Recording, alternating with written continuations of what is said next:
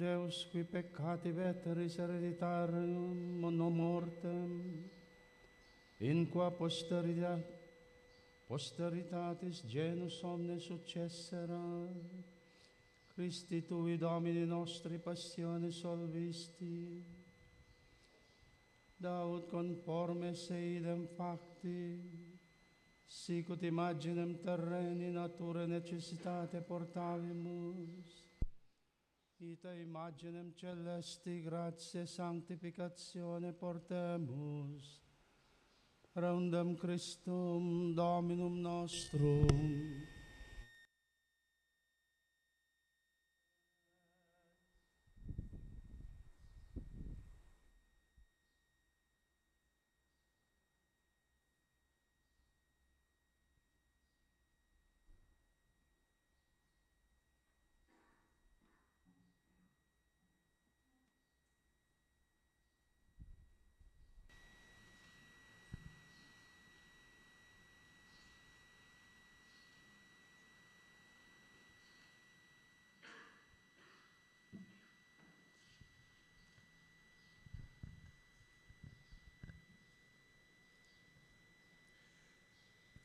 Ec dicit Dominus, in tribulatione sua mani consorgerat me, venite et revertamur ad Dominum, quia ipsi cepit et sanavit nos, percutiet et curabit nos, vivificabit nos post tuos dies, in die tertia suscitavit nos, et vivimus in conspectu eius.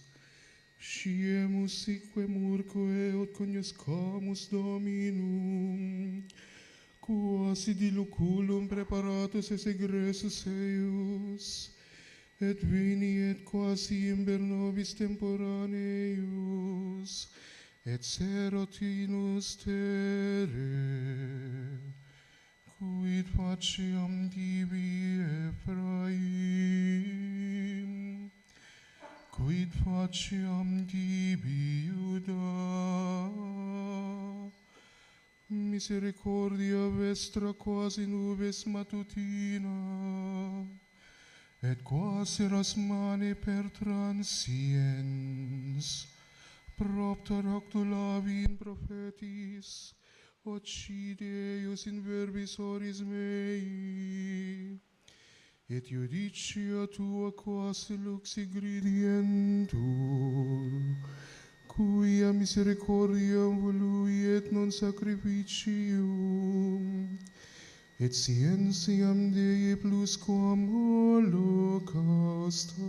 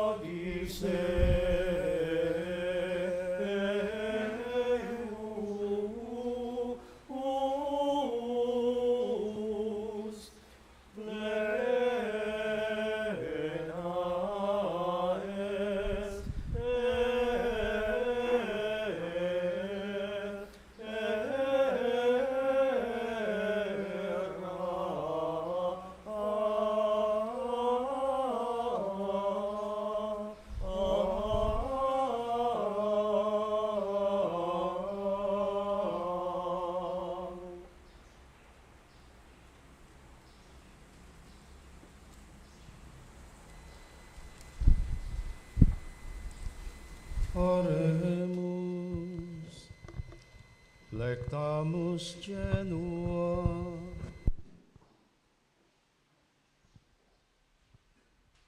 Levate.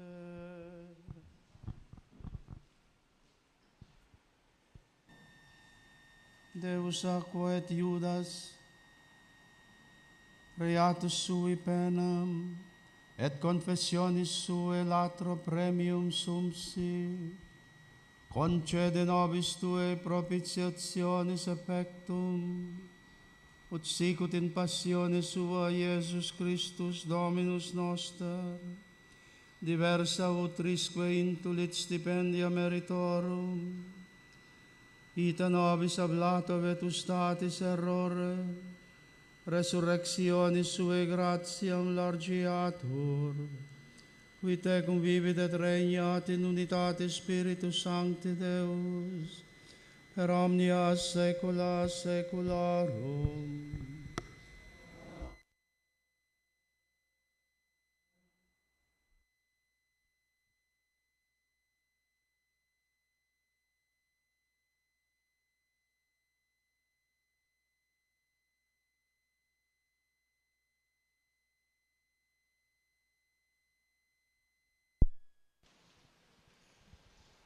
In diebus illis, dixit Dominus ad Moisem et Aaron in terra Aegypti, mensis iste vobis principium mensium, primus erit in mensibus ani, loqui vini ad universum cerum filiorum Israel, et dicit eis, decimare immensis uius tolat unus quisque annium per familias et domos suas, sin autem minores numerus, ut sufficere posirat vescendum annium, assum et vincinum sum, qui unctus est domui sue,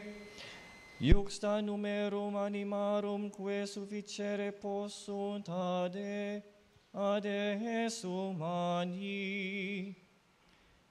Erit autem agnus absque macula maculus ariculus, iuxta quem ritum toletis heredum. Et servabilis eiumusque ad quartam decimam diem mensis uius, immolabitque eium universa multitudo filiorum Israel ad vesperam, et sume de sanguine eius ac ponens super utrumque postem,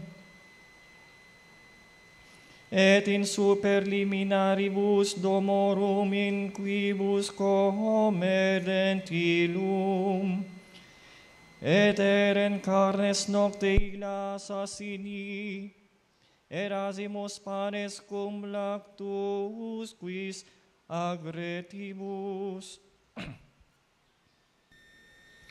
Non comeditis ex eo crudum quid, nec coctum aquas, sed tantum asi assumini, caput cum peribus eius intestinis vorabitis,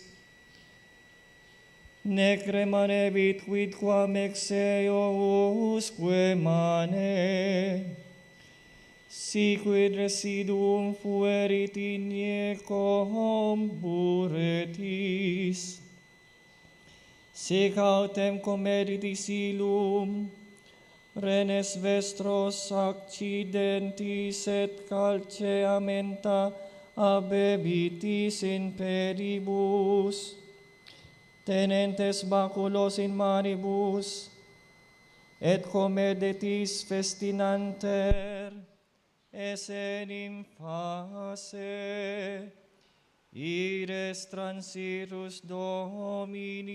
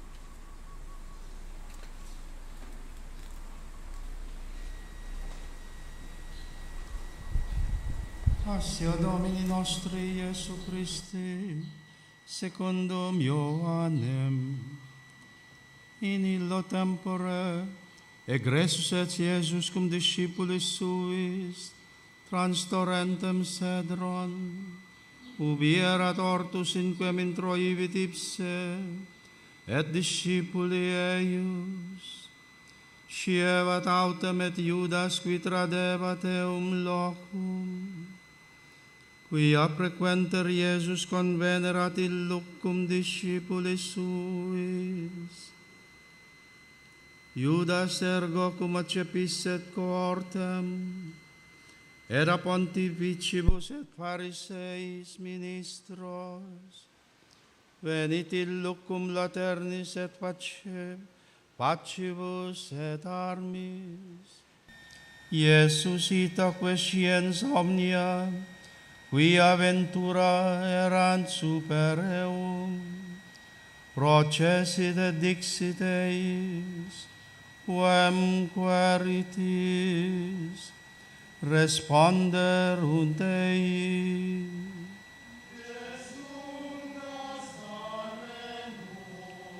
Dicit eis Iesus, ego sum. Stabat autem et Iudas qui tradebat eum cum ipsis, ut ergo dixit eis ego sum. Abierunt retrorsum et ceciderunt in terram, iterum ergo interrogabit eios, quem queritis, illi autem dixerunt.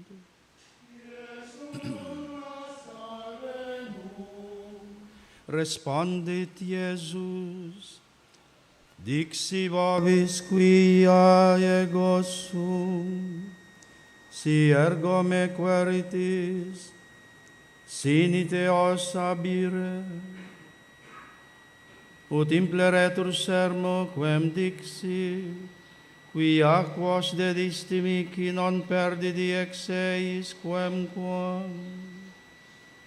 Simon ergo Petrus avens gladium edixit eum, et percussit pontificis servum, et abscidit auriculam eius dexteram. Erat autem nomen servum Malchus, dixit ergo Iesus Petro,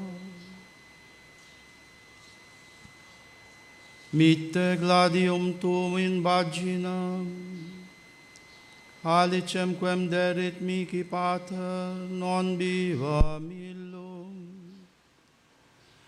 Cors ergo et tribunus et ministri Iudeorum comprenderunt Iesum, et legaverunt eum, et adduxerunt eum ad annam primum, erat enim socer Caiapha, qui erat pontifex anni illius.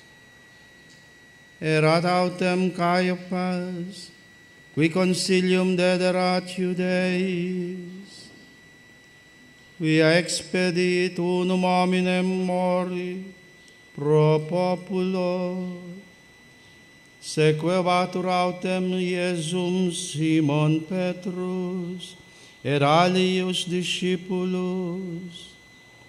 Discipulus autem ille erat notus pontifici, et introivit cum Iesu in atrium pontificis.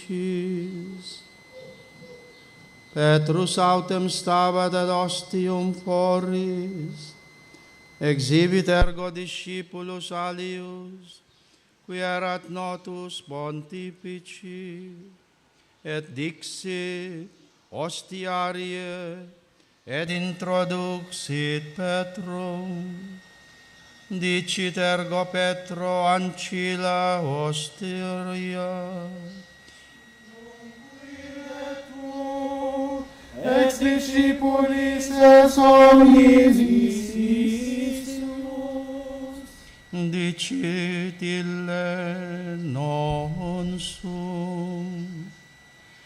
stabat autem serviet ministri, ad prunas quia prigus erat, et calepacebant se, erant autem cum eis et Petrus, stans et calepaciense. Pontifex ergo interrogavit Iesum de discipulis suis, et de doctrina eius. Respondit ei Iesus: ego palam locutus sum mundo, ego semper docui in synagoga, et in templo quo omnes Judei conveniunt, et in occulto locutus sum nihil, quid me interrogas? Interroga eius qui audierunt quid locutus sim ipsis, ecce isiunt quod dixerim ego. Ec autem cum dixisset, unus assistens ministrorum, dedit alapam Iesu dicens: Respondes pontifici.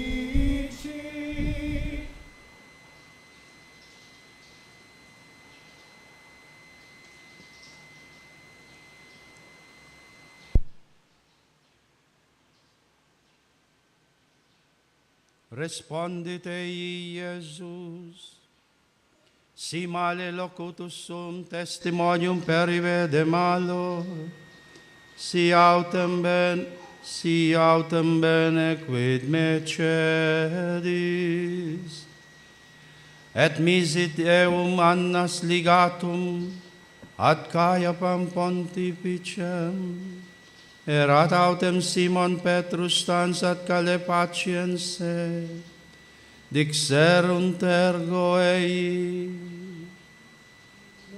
Quire tu ex discipulis eius es? Negavit illi et dixit: non sum.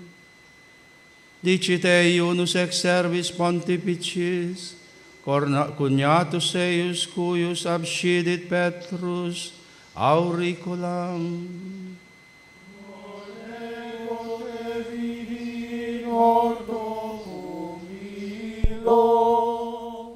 Iterum ergo negavit Petrus.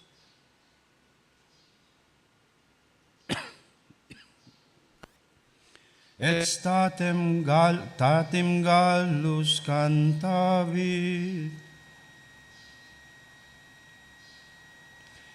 Aducunt ergo Iesum a Caiapha in praetorium.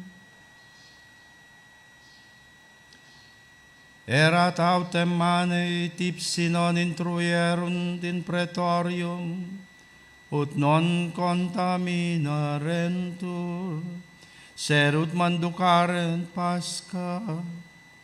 Exhibit ergo Pilatus ad eios foras et dixit: Quam accusationem avertis adversus hominem. Responderunt et dixerunt ei: Si non esset hic malefactor, non tibi tradidissemus eium. Dixit ergo eis Pilatus: Accipite eium vos, et secundum legem vestram judicate eium. Dixerunt ergo ei Iudei: Nobis non licet interficere quem quam. ut sermo Iesu impleretur quem dixit significans, qua morte ies et moriturus, introivit ergo iterum in praetorium Pilatus, et vocavit Iesus et dixit ei.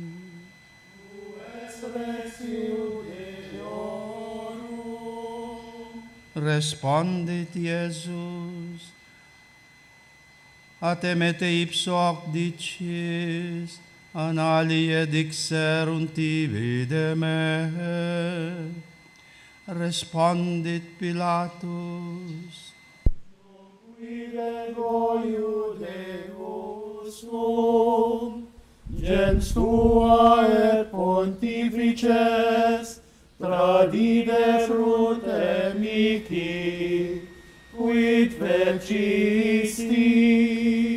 respondit Iesus, regnum meum non est de hoc mundo, si ex hoc mundo esset regnum meum, ministri mei utique desertarent, ut non traderer Iudeis, nunc autem regnum meum non est hinc. Dixit itaque Pilatus, Ergo lex est tu. respondit Iesus, tu dicis quia rex sum ego in hoc natus sum et hoc veni in mundum, ut testimonium per iveam veritati, omnis qui est ex veritate, audit vocem meam. Dicit ei Pilatus, Veritas. et cum hoc dixisset iterum exhibit ad Iudeos et dicit eis, ego nullam invenio in eo causam, es autem consuetudo vobis, ut unum dimittam vobis in Pascha, vultis ergo dimittam vobis, regnum regem Iudeiorum, clamaverunt ergo ursuma omnes dicentes, Se Barabbam. erat autem Barabbas latro. Tum ergo apprendit Pilatus Iesum et flagellavit, et milites plectentes coronam de spinis imposuerunt capiti eius, et veste purpurea circumdederunt eum, et venievant ad eum et dicevant,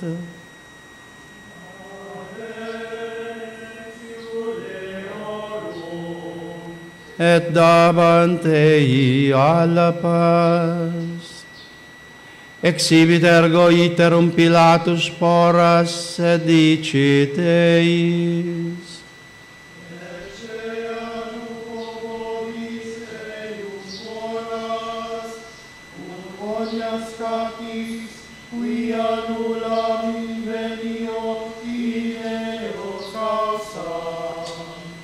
exhibit ergo Iesus portans coronam spiniam, et purpuream vestimentum, et dixit eis,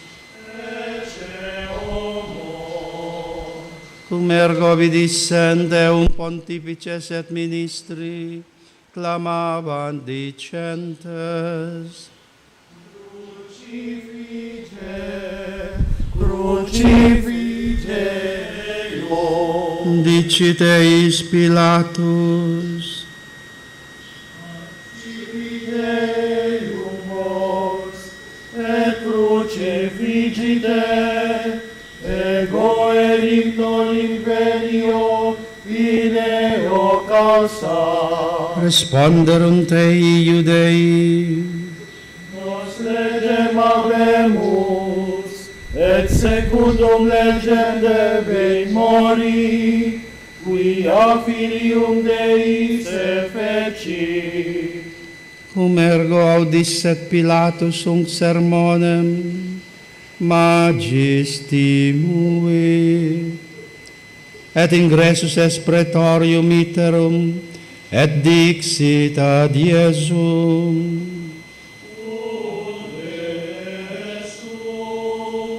Iesus autem responsum non dedit ei, dicit ergo ei Pilatus: Vicina loqueris,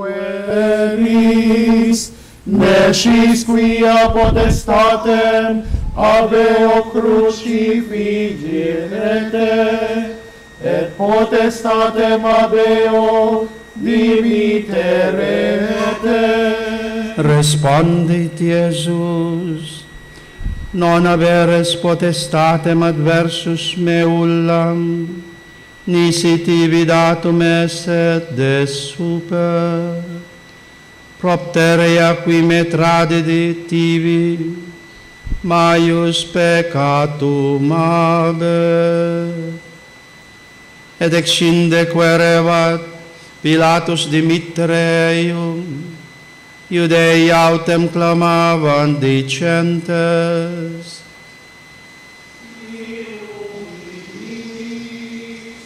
Non es amicus Caesaris, omnis enim quise legem faci, contradici Caesari. Pilatus autem cum audisset os sermones, aduxit foras Iesum, et sedit pro tribunali in loco, qui dicitur Lithostrotos, Hebraice autem Gabbatha.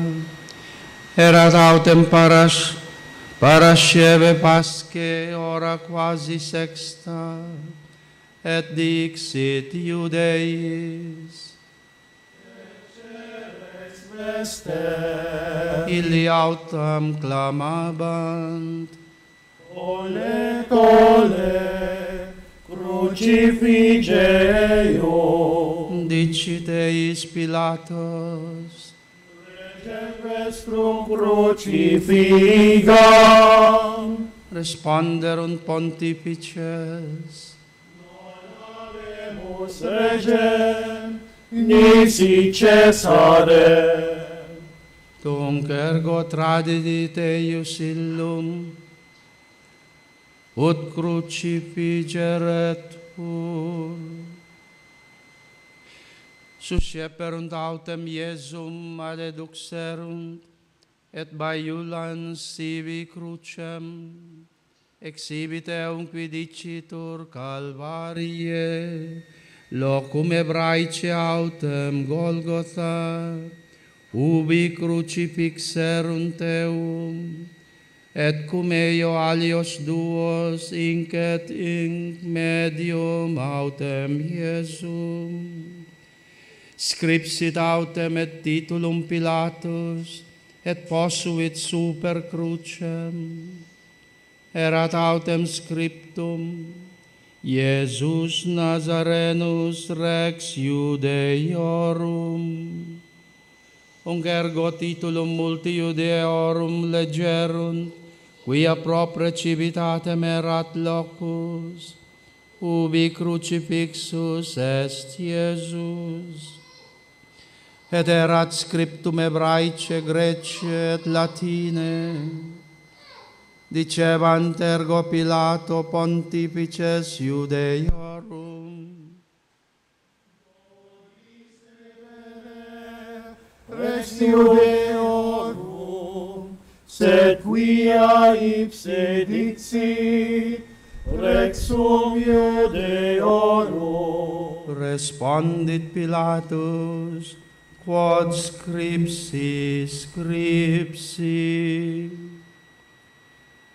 Milites ergo cum crucifixissent eum, acceperunt vestimenta eius, et fecerunt quatuor partes, uniquique militi partem et tunicam, erat autem tunica inconsutilis, de super contexta per totum, dixerunt ergo ad invicem, Indamus eam, sed sortiamur de illa cuius ut scripta impleretur dicens, partiti sunt vestimenta mea sivi, in vestem mea miserunt sortem, et milites quidem ecfecerunt, stabant autem iuxta crucem Iesu mater eius,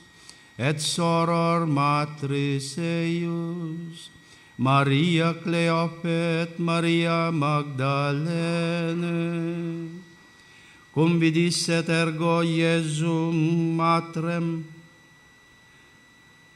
et discipulum stantem, quem diligebat dicis matris sue, mulier ecce filius tuus.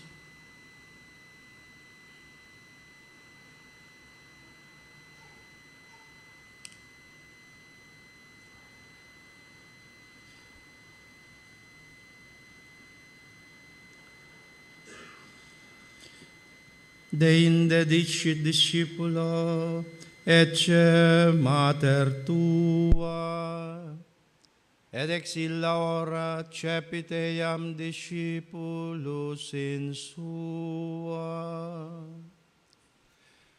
Poste asciens Iesus, quia omnia consumata sunt, ut consumaretur scripta dixit, sit sio, vas ergo erat positum aceto plenum, ili autem spongiam plenam aceto, isopoc circumponentes obtulerunt ori eius, cum ergo accepisset Iesum acetum dixit, consumatum est.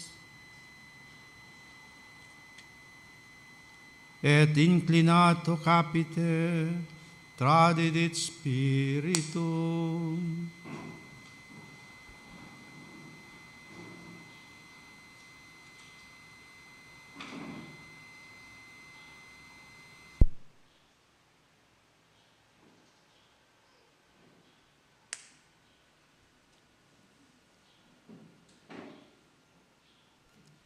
Iudei ergo quoniam parasceve erat, ut non remanerent in cruce corpora sabbato, erat enim magnus dies illies sabbati, rogaverunt Pilatum, ut frangerentur eorum crura tolerentur.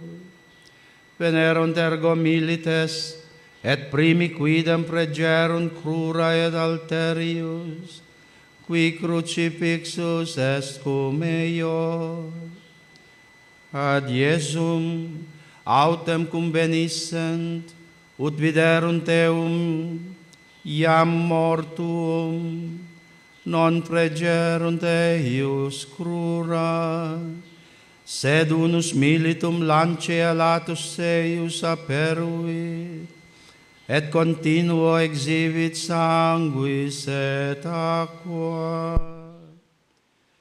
Et qui vidit testimonium peribuit, et verum est testimonium eius. Et illecit qui ad vera dicit, ut et vos credatis.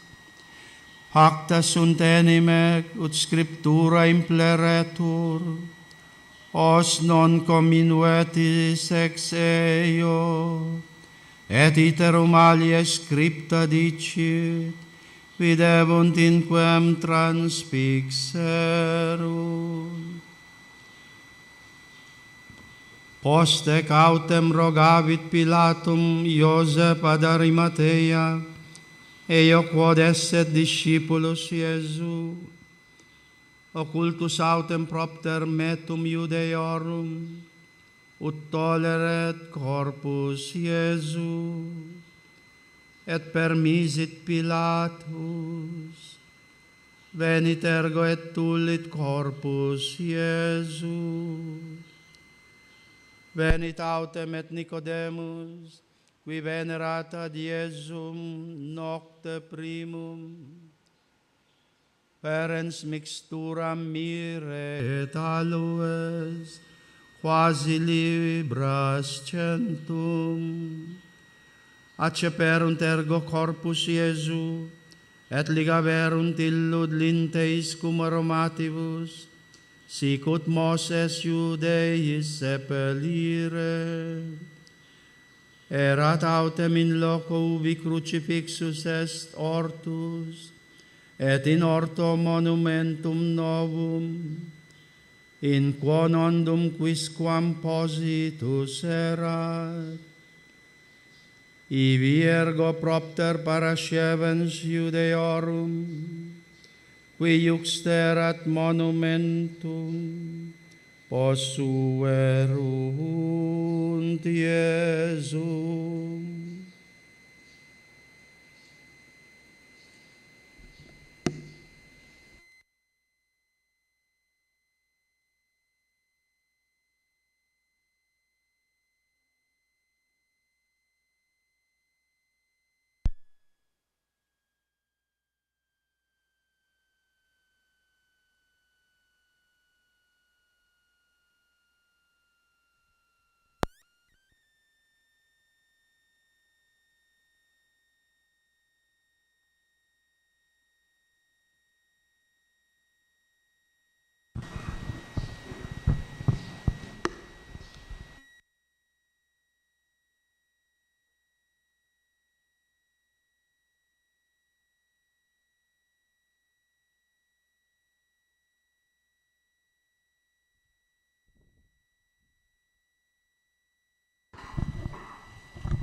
Just some thoughts for today's liturgy.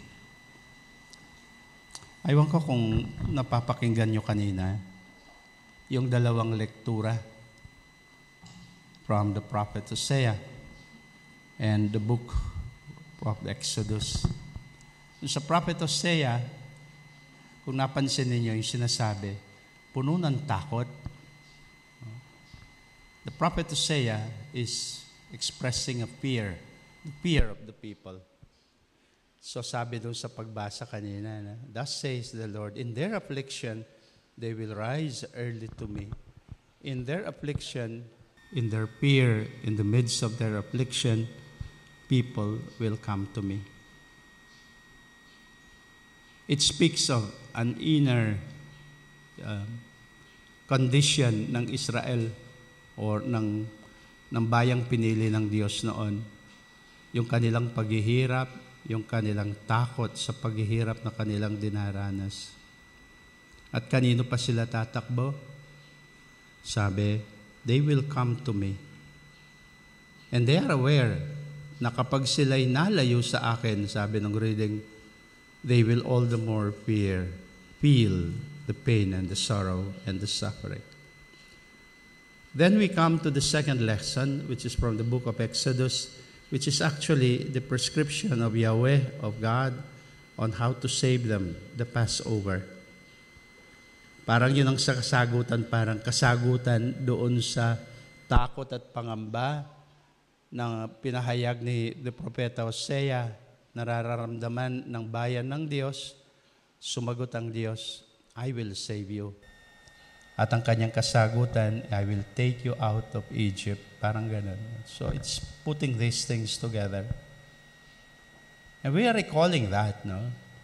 In fact, why do we have those readings? Not only to emphasize that by Christ's death, who is the actual paschal sacrifice ngayon, ang nag-alay ng kanyang buhay, siya ang kasagutan talaga ng Diyos sa ating kaligtasan. It is also to speak to us, perhaps, we who cower in fear for so many reasons. Fear of guilt, because of guilt, fear because of the evil that perhaps we have committed, fear because of the inconsistencies in life. Lahat, ang dami natin kinatatakutan. Kanino pa nga naman tayo pupunta, no?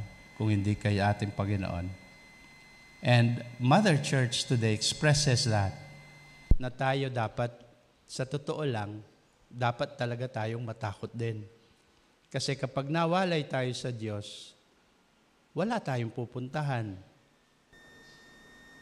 And we have often heard the church fathers that apart from the grace of God, sabi ni San Agustin ng Hipona, or I think it was Santa Atanasio, no, ang sabi niya, apart from the grace of God, no one will survive.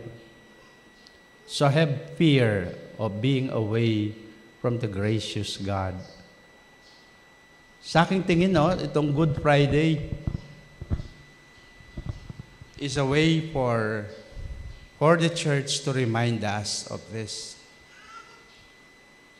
Waman nga, raping kang Kapampangan, misa niya kang banwahan niya mong gagawan tamo yun. Pero, minsan man lang sa isang taon,